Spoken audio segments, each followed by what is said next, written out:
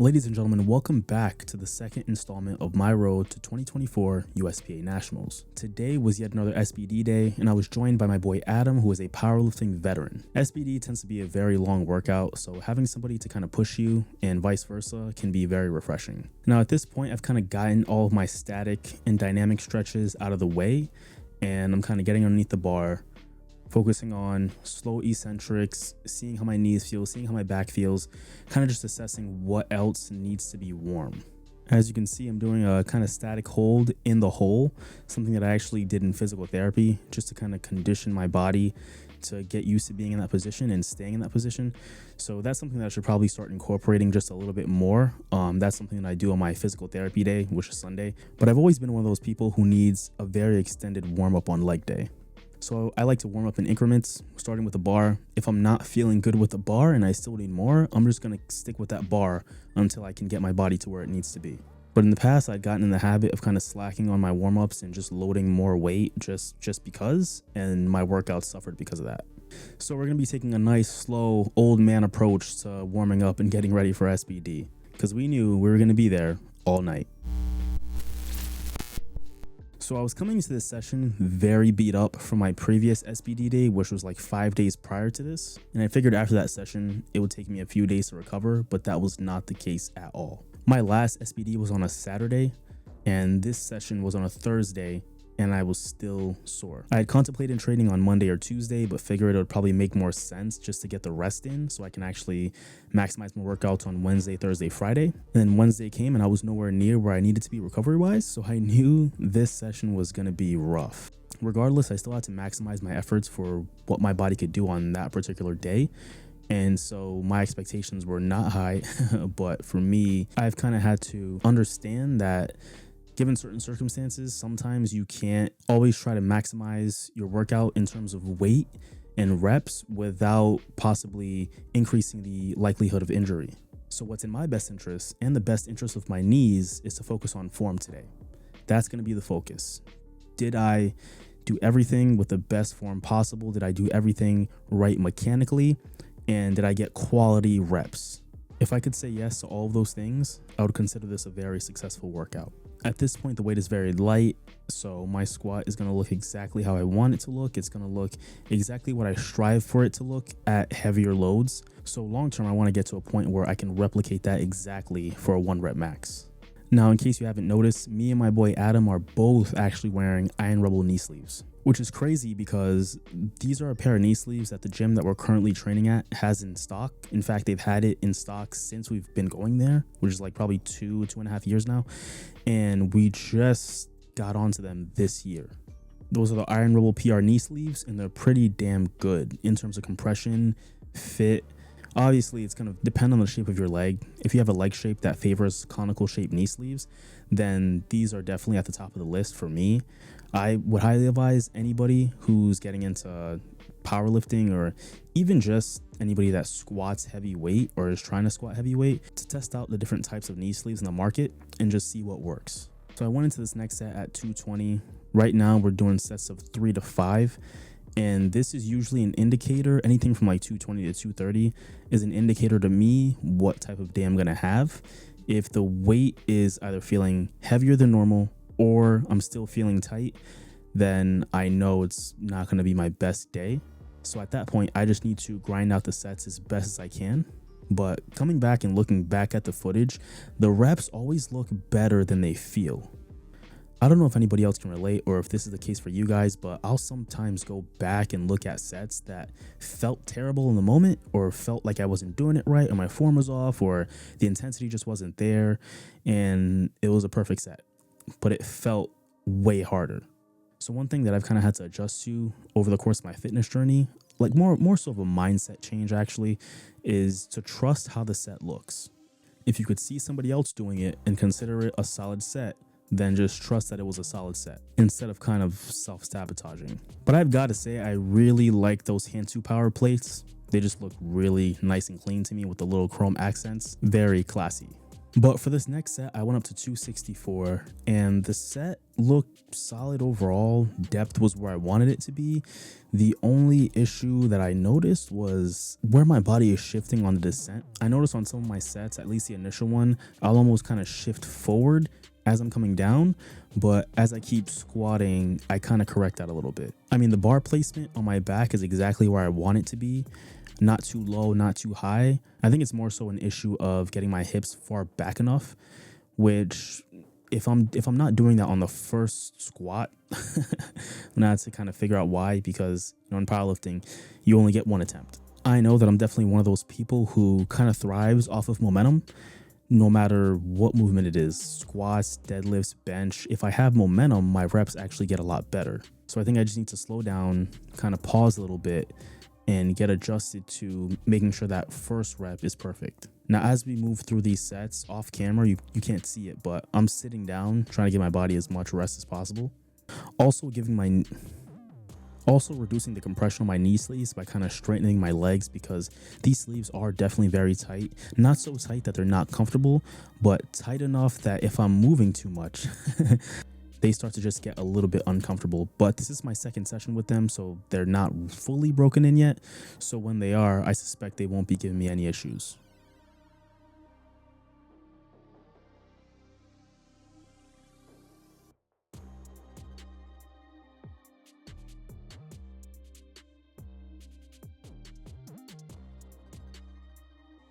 Now, as you saw in that last rep, again, I was leaning a bit forward and my depth wasn't as good as a second rep.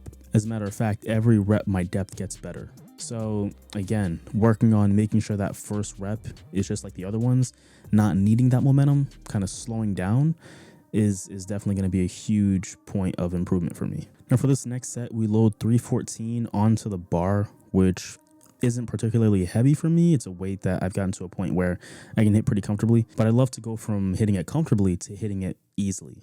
Now let's watch Adam hit this set.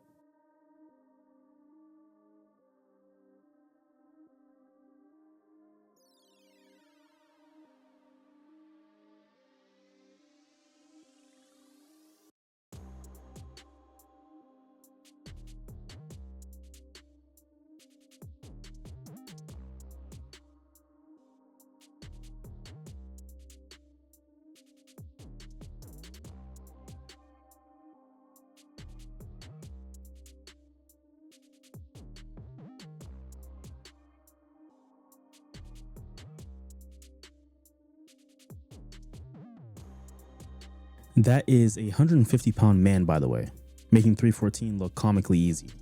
Now at this point, I get called over for a side spot by a gym bro, which to me is a microcosm of what makes powerlifting gyms, and smaller gyms in particular that are more specialized towards a specific type of lifter, such a different experience. Because there's a certain level of trust that you need to have in somebody who you don't know or just see a couple times a week to be able to trust you basically with your life. Because if something happens, all you have are those side spotters, or even the single person that might be spotting you from behind. So, when you go to a gym like this where everybody competes, everybody is kind of motivated by each other, there's a certain level of trust that goes into that. And I think that's really awesome. He likely wouldn't have asked me to do that if we were in a commercial gym. Now this next angle captures another area of improvement for my squats that I often forget to be mindful of. Let's see if you can spot it.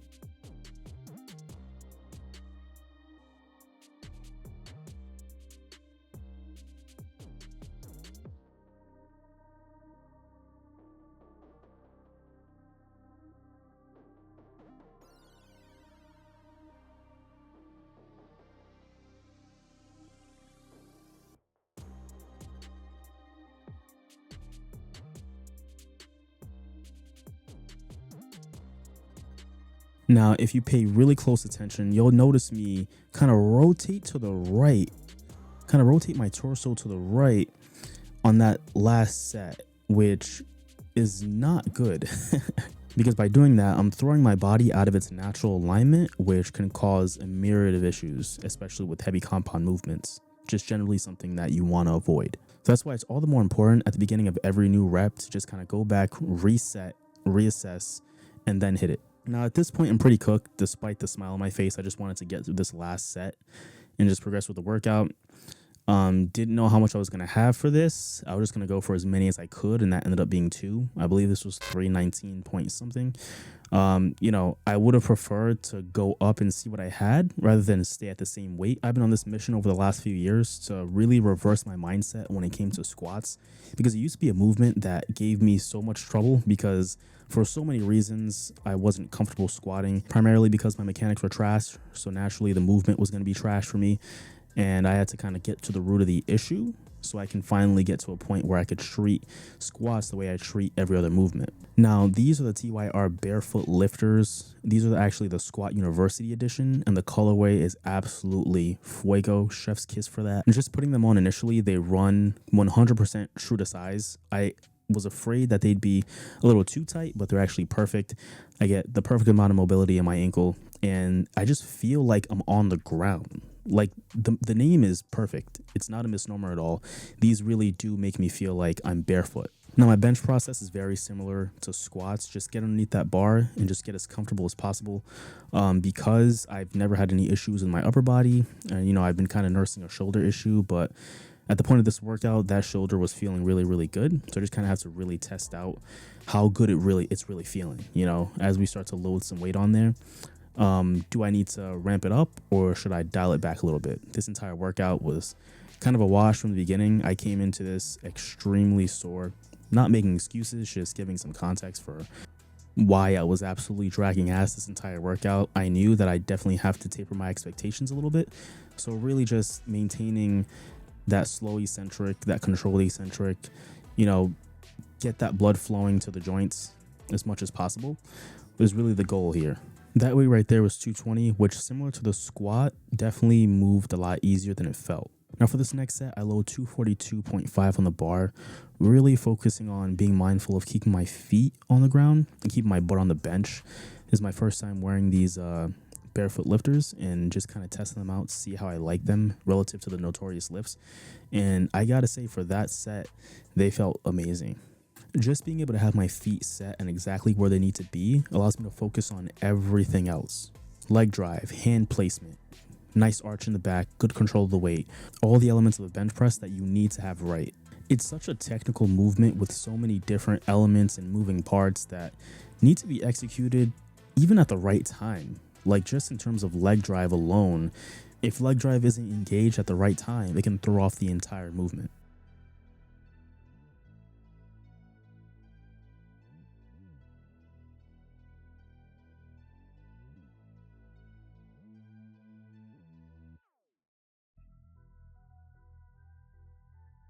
Now, right there, you see me doing some kilo math because I still don't know exactly how to add what to get what weight, but it's a work in progress. I'm getting there. Now, for this final set, I had 308.6 on the bar. Despite fatigue, I didn't want to use that as an excuse to incrementally go up. This is a weight that on normal days I can do relatively easily, but just to challenge myself and see what I can do really sore is definitely more of an ego thing, I would say. I've kind of had to try to evolve past the point where I'm using soreness or fatigue as an excuse to kind of downplay my strength. Even when, I know if I really wanted to grind it out, I could. In the past, I would probably just lower the weight or just hit the same weight. But, just trying to establish an overall mindset change of, I'm going to go up. This is a weight that I hit all the time. I'm not feeling my best today, but if I can at least get it for 2, I'll take it. I'll take the fact that the effort was put in. And now we move on to the deadlift. Now onto the deadlifts, I start off warming up with a little bit of sumo just to get into my adductors a little bit. It's been a couple of weeks since I've done sumo, so trying to get that muscle memory back. Form looks perfectly fine. That's exactly how I want it to look. And this is what I want to replicate at a much heavier weight. These barefoot lifters are actually really shining here because the way my feet are positioned, combined with the way that I'm dispersing the weight onto them as I'm initiating the lift, make that grip on the ground so much more important, and these shoes do that perfectly. And now I'm switching over to some conventional warm-up because that's what I'm going to be deadlifting today. Now I've got to give a massive shout out to the quad sweep making an appearance there. That is That is big for me because for a really long time, I never had a quad sweep. So to actually kind of see it in action is pretty dope. Now, if I can just get it to be a lot bigger and fill the shorts out a little more, we'd be golden. Now, at this point, we're loading on 264 onto the bar, which is probably the best starting point for where we're at.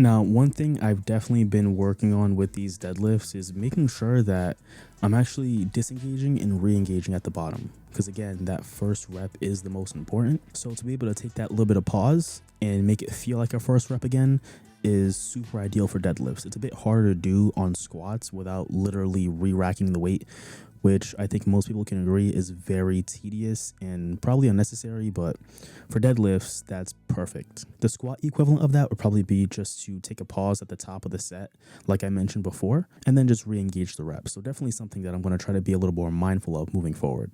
Deadlift, similar to bench, is one of those super technical movements that everything has to click for the lift to be maximized. If one component is off anywhere, then, that lift is going to become significantly harder to complete. Foot placement, grip on the bar, getting enough slack out of the bar, and most importantly, the starting point are some of the most important aspects of being able to get this done correctly. I personally have this kind of mental checklist that I have to be mindful of when I start deadlifting, regardless of the stance that I'm using. But the goal is for all that stuff to be second nature. And, the only way it becomes second nature is through a ton of repetition. Correct and proper repetition. Now for the next set, we load on 352.7 and I switch the camera angle to a side angle just to be able to get a better idea of where my form starts breaking down. Now, as you can see on Adam's reps, he has like this perfect curvature in the upper back, which is the natural curvature that happens as you start to increase the weight. And you can also notice that he's getting the perfect amount of leverage from his starting point.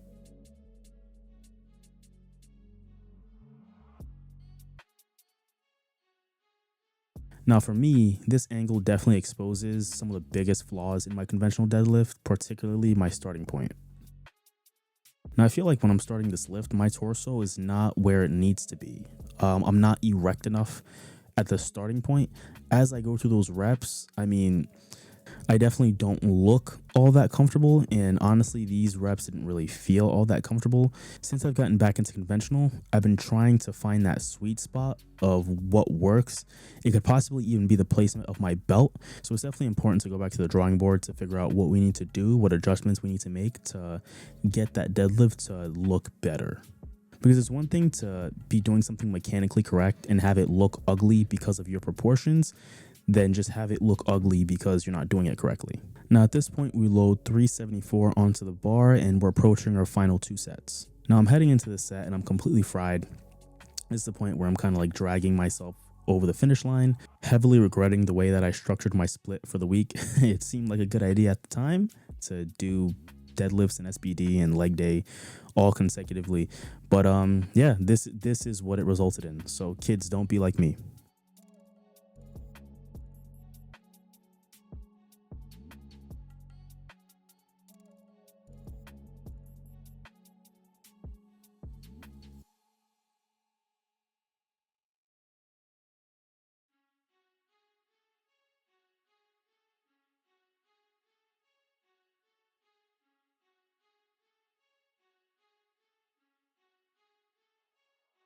Now at this point, because I'm a maniac, I decided to go up again. I probably could have called it at the last set, but I figured, I haven't deadlifted anything over 400 conventional in a while. Why not try it and just see how it feels? Worst case scenario, I don't get it up, but once again, just trying to reinforce that mindset of consistently pushing forward.